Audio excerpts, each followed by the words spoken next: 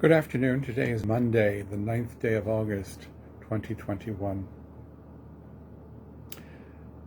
The calendar of saints in the city of Rome is very rich this time of year. From the first week of August, the 5th, one of Rome's main celebrations is the dedication of the Church of St. Mary Major. According to legend, in the year 352, the Virgin Mary appeared to a couple, and, as seems to be always the case, she asked that they build a beautiful church there in her honor. And so the couple went to the bishop, that is the Pope, who was Liberius, in 352 on the 5th of August, and asked him to build a church. The Pope, of course, did not want to do this, thinking this was just silly peasants, and he wanted a sign, and so it snowed on the Esquiline Hill on the 5th of August, 352, in the shape of the Church of St. Mary Major, which stands there today. The city of Rome, at least when I was there, celebrated this by setting up a snow machine in the narthex of the church and blowing snow out into the piazza in front of the church. The city also provided rock music, a band, live band, and refreshments, I think to keep people in the city during that time. The 6th of August is the Feast of the Transfiguration of the Lord. I talked about that on Saturday. August 10th is the Feast of St. Lawrence, the Deacon, who died in 398. He is one of the main patrons of Rome, along with Peter and Paul. On the 11th, we remember St. Clare, the friend of St. Francis of Assisi, who was born in 1194 and died in 1253. She is one of the patrons of Italy. And on August 15th, we celebrate Ferragosto, the August holiday. It was begun to commemorate the birthday of Caesar Augustus and is celebrated in the Catholic Church as the festival of the Assumption of Mary. In the Orthodox churches, it is celebrated as the Dormition of the Mother of God. Since this is the 9th of August, I'd like to talk about two heroic women of the first half of the 20th century.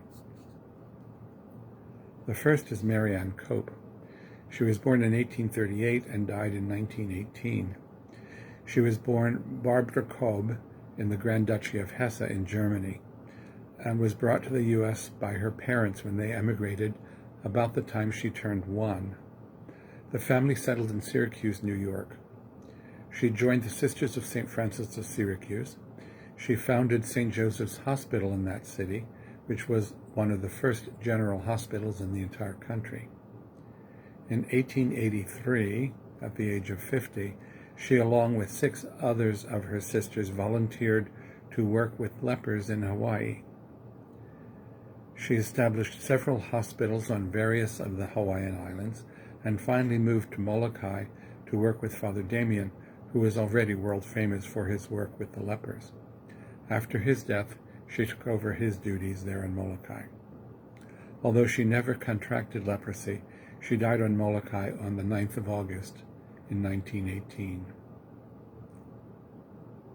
Edith Stein, also known as Sister Teresa Benedicta of the Cross, was born in 1891, the youngest of 13 children of a pious Jewish family. She was born in Breslau in Germany. By the time she was 14, she had abandoned her Jewish faith and embraced the life of intellectual pursuits, particularly interested in philosophy. She studied philosophy with Husserl, one of the great philosophers of his time, and she became his teaching assistant. One day she saw a woman carrying her shopping basket enter the cathedral in Frankfurt to pray quietly by herself. This impressed Edith immensely, since she knew of Jews and Protestants who regularly attended services, but she had never encountered anyone who simply went to converse with God privately for a while. Over time, she became convinced that Catholicism was the path that she should follow. She wanted to join a Carmelite monastery, but she was counseled against this by various highly placed churchmen in her circle. They insisted that she had much to give to the world before she should become a cloistered nun. And so she took up translating Christian texts into German, teaching and lecturing throughout Germany, particularly on women's issues. Finally, in 1933, she did enter a Carmelite monastery. Nonetheless, she continued to write and publish during these years. Because of her Jewish background, she was eventually moved to a Dutch convent from where she and her sister, who had also become a Catholic, were sent for their safety. Unfortunately, she and many others were deported from there to Auschwitz. She was gassed at Auschwitz, along with many others, on the 9th of August, 1942.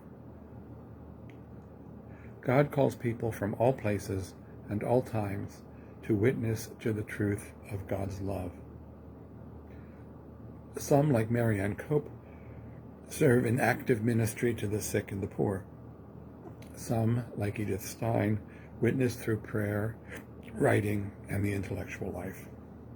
All of us are called to a life which gives glory to God through whatever gifts we are given.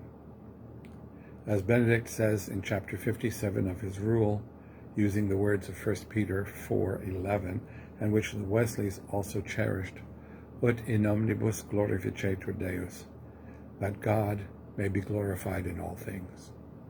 I wish you a pleasant evening.